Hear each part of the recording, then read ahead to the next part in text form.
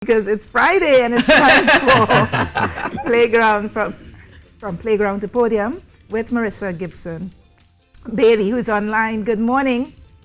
Good morning, Lisa. Good morning, Carrie. Good morning, Rokas. Morning, Marissa. So Good morning. Marissa, all the persons are often looking toward the latest big fad for weight loss, or dieting. What are the safest and most effective methods for weight loss? We've been talking about that just among ourselves, but you're the expert. Talk to us. Well, the only safe, and from a sports scientist and exercise physiologist perspective, because there are different perspectives, the only safe and effective method involves eating healthy foods while consuming fewer daily kilocalories and obviously performing regular physical activity through aerobic exercise and maintaining or increasing lean body mass by resistance training. So you have resistance training, you have aerobic exercise, but you definitely have to be engaged in some sort of physical activity, and you have to involve yourself in eating healthy foods.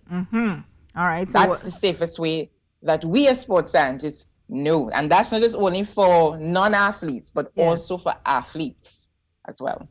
And so what are the components of a good weight loss program, or is there no such thing? There are good components of a good weight loss program. I'll just give you 5 because there's so many. Yeah.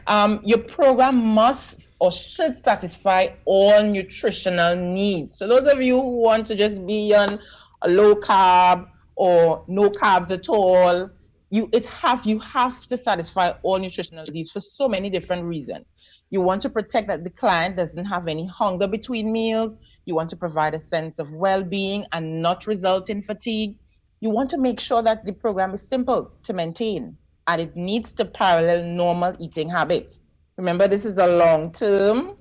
It is supposed to be a long-term goal and something that you should be able to maintain even after you've lost the weight that you would have objectively wanted to achieve. You must have qualified individuals involved for supervision purposes. So if you're losing weight, remember you're disturbing the normal biological, physiological of your body. You want to make sure that the first person you have contact with is your physician. You talk to your nutritionist, you talk to your dietitian, you talk to your exercise physiologist, you talk to your personal trainer who is certified and well-trained, right? You have to have suitable alterations in energy intake and energy expenditure. So the amount of energy that you consume and the amount of energies that you expend, burn, right? You have to have that special alteration and it needs to be planned. It needs to be organized properly. So that's why you have to get in contact with your professionals. Yes. It should offer clear scientific information. Just as how you have with the COVID situation, everything is based on science, why we have to relax certain restrictions. The same thing with this. Yes. Scientific information should be one of the basis in which you do your program, because apart from that, you have successes in healthy eating combined with exercise. Yeah. Right? Marissa, so it's nothing out of the blue. So Marissa, you go to these machines and you get all these indexes. Is there such thing as an ideal body weight?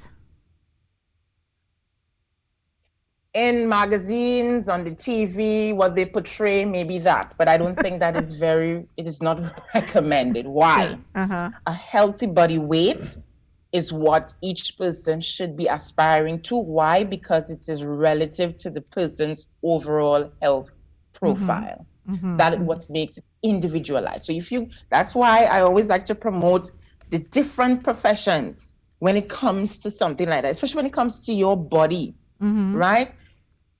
You go and you get an initial health assessment from your practitioner. And based on that, right, as long as your personal trainer is qualified and well-trained, they would know how to incorporate that aspect, because then you're now doing individualized goals. Right. All right. You're taking into consideration whatever underlying clinical condition, if you have any at all. Yes. But you do your healthy body weight, not ideal, because not everybody could have a slim waist and big, big butt. You know what? That is not for everyone. Yes. Right? And it's what your body could support. I would say it's more of a healthy body weight than an ideal body weight, because you cannot be how you were 20 years ago. Everybody wants you're in your 60s, but you want to look like you're 24. But there are some people who do that, though. Is it that you're saying that's not healthy? There are some people in their 60s and 70s who have bodies of a 20-something-year-old.